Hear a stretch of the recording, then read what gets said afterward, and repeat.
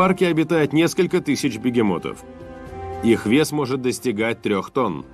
Эти здоровяки агрессивно защищают свое потомство от любой возможной угрозы.